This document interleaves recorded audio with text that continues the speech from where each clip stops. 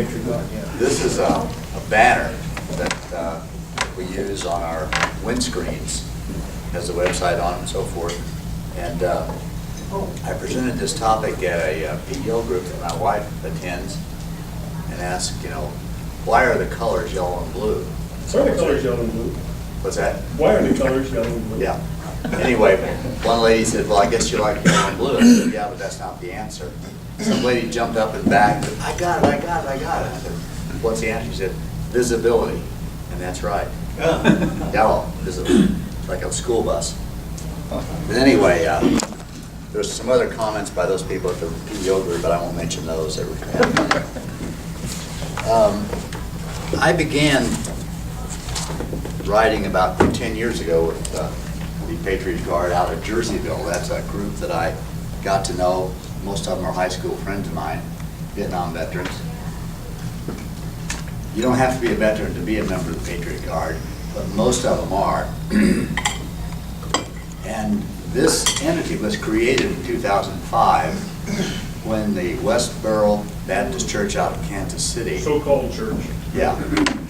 They call it Baptist, but it has no affiliation with Baptist Church at all. They just use that name, I guess, for our purposes. But there's a funeral in Mulvane, Kansas, and the Westboro Baptist Church was there, and they were protesting that funeral. And the reason was that when the military allowed gays and lesbians in, this church became really upset about that. They said that was totally wrong, and that there were more soldiers being killed than normal because of that admission by the military. And the reason for that was they felt like there was a divine retribution by God to allow more soldiers to be killed, and so they'd show up at these funerals and protest. Well, the American Legion post in that city happened to be at that funeral, and they saw this happening, and they said, we got to stop this. This is just not right. So they created the Patriot Guard. It's a 501c3 organization, which means it's tax exempt. And as long as they follow their mission, and their mission is to protect families from that kind of harassment, then they will retain their exempt status. There's about, nationwide, about 350,000 riders. Most of those riders are in the Midwest because that's where it started, in Kansas City, or in Mulvane, Kansas. I don't know how many's in Illinois, but Illinois, Ohio, Indiana, Iowa, and Missouri probably have a large amount of that 350,000. There are some on the West Coast, East Coast, but not as many because it's kind of a Midwest phenomenon. The group that I ride in, there's about, usually there's about 15 people that we meet, and we go to these funerals to help them with, protect them from these Westboro Baptist Church. We met the church on 4 different occasions. The first time in Belleville, when I first started, they were across the street with their signs and so forth. They didn't bother us. There's a lot of insults passed back and forth, but no physical confrontations. The Illinois State Police and the city police was there, and their job is to keep us separated, and they did a good job. Another time, we were in Springfield. We were doing an escort for some guys who were leaving to go to Iraq, and the church was there too, the church members. They're kind of a strange group. Their leader is a guy named Fred Phelps. It's a kind of a family member church. He started the church in 1955. He passed away about 3 years ago, and in the last 5 years we haven't encountered him, so I think we've kind of won the battle. We don't see him anymore. But they'll protest anything. When Steve Jobs died, they protested his funeral. And the reason for that was they felt that he wasn't a godlike person. It was all about Steve Jobs, And they went to his funeral and it was kind of a ruckus. The funny thing is that they communicated amongst themselves through Apple technology, which is what Steve Jobs promoted. So that was kind of funny, kind of interesting. But getting back to Jerseyville,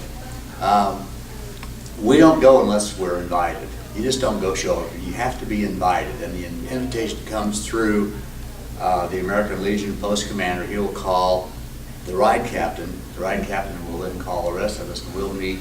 In our case, we meet at the McDonald's in Jerseyville. We usually ride north. That's our territory, so to speak. But there really isn't a specific territory. We just are more familiar with that. We've been to all those towns north of Jerseyville, like Carrollton, Whitehall, Root House, Springfield, Hardin, Pittsfield, Jacksonville, on most of our rides. I have been to Belleville, and one time we had a trip to Effingham, Illinois, and I'll explain that to you in a few minutes. That was kind of interesting. As far as the gear we wear, we pretty much try to wear all protective gear, all helmets, and we have really 3 rules that we try. This is our group now. We don't want you showing up if you've been drinking. If you've been taking medication, whether it's legal or illegal, because that's going to probably have an effect on your riding ability, and we try not to ride in the rain, but that can't be avoided. So what we do is we slow the whole procession down by about 10 miles an hour, and that's the ride captain's job to make sure that he does that. And our ride captain is a guy named Ed Downey, and Ed's a veteran of the Air Force during the Vietnam War. He does a good job of policing us in terms of that respect. He rides a yellow motorcycle with a yellow helmet. You can spot Ed way down the road. So much for that. Now let me tell you about 3 different rides we had. I think it's kind of interesting.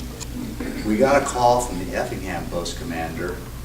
I think it was about 8 years ago, and he said, "Did you guys come escort this flyer that was found in Britain that had crashed his B-51 almost 70 years ago?" And they discovered his remains. Farmers discovered his remains on a sheep farm, and contacted the authorities, and they went out and dug up the plane. It was a B-51 that went down in a maneuver, and his dog tags, of course, identified him. And this post commander said, "Would you make the escort from the airport, which is Delta, he's going to fly his remains in, you bring him to Effingham?"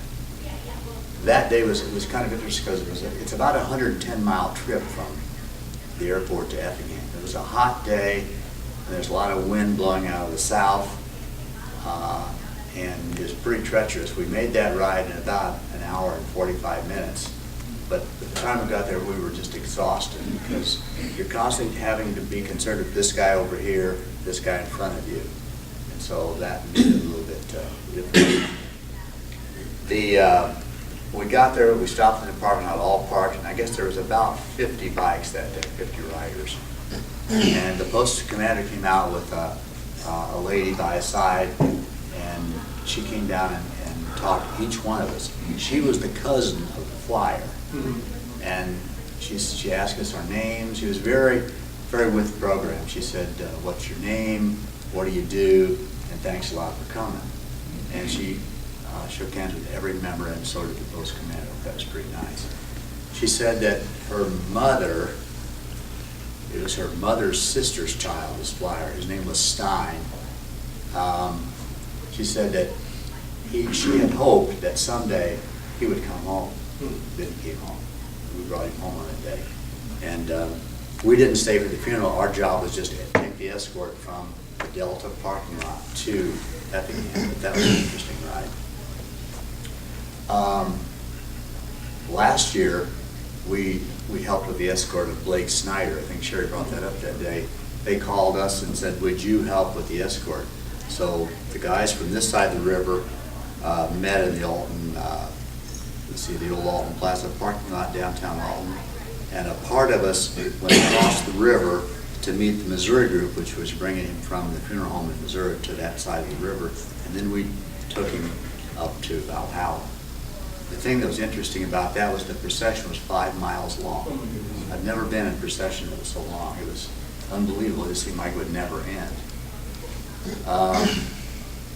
Then we went to Belleville, and I think this is one of the first or second rides, and those people from Westboro Baptist Church were there. And like I said, they were a little bit of trouble, but not a lot. And And since then, or since about 3 years ago, we haven't seen him. But I think when Fred Phillips passed away, that kind of stopped the whole program. We haven't seen him since then. So anyway, there's I've been on 34 missions. That sounds like a lot, but it's not. I've been doing this for about 8 years. And before I retired, they'd call you one day and you'd have to go to the next. So that's hard to rearrange your schedule. Now that I'm not working that much, I'll probably go a lot more. We have 2 guys that are Korean War veterans, and we have 2 ladies that ride with us, and they're widows of Vietnam veterans. And they ride 3-wheelers, which is great because it's difficult to keep 2 wheels up. We have, let's see, I'm trying to think of another comment I want to make here. What's your ride? Pardon me? What do you ride, Rod? I ride a Suzuki, Japanese motorcycle. Oh, the riding protocol, we try to maintain a tight formation, and that means, and I'll describe it to you, that means if this motorcycle is here, this motorcycle here has to be a little bit behind this rear wheel so that in case you drift over like this, you don't crash this person, because I've seen it happen where they'll slip over and nudge that bike and they almost go down. So the ride captain that's in our group makes sure that you keep that spacing. And I pretty much know who's on my right, who's in front of me, who's behind me, because we ride together in that sequence. We haven't had any serious accidents, but we have had some times where in the cemeteries, which are usually gravel roads and real tight, we've had some people lose their bikes in that. We went to Jefferson Barracks, which is an old cemetery, has very narrow roads, and most of the turns are right turns, left turns, 90 degrees. It's easy to drop it making those turns when you're riding real slow. And the one day that I went down there, a couple of years ago, we had 2 guys lose it in that parking lot. They weren't hurt, but they were kind of bruised and scraped. But it was mostly their egos, you know. You have to stop the whole procession, get off, help them, get back on. So it's a little bit difficult in those cemeteries. And some of those cemeteries in, like another one, Hardin has a terrible place to go. And then Eldred. Eldred's another one that's a tough cemetery to ride in. Oh, Hardin's got that hill. It's Yeah. Yeah, that's the worst I've seen. I don't go there anymore. I decided if I know that they're going to go to Hardin, I don't go. So it's just too tough for me. I think that's pretty much it.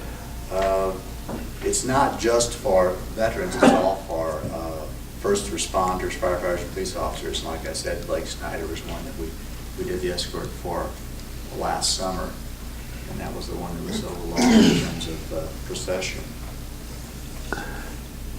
The 2 guys that are the Korean veterans, well, they were there after the conflict, but they've got some age on them now. But they still show up every time we have a ride. They'll come by and say, we want to participate. But they are riding 3 wheels, which helps out a lot. And they just went to that last year because they were having some troubles health-wise staying upright in slow traffic.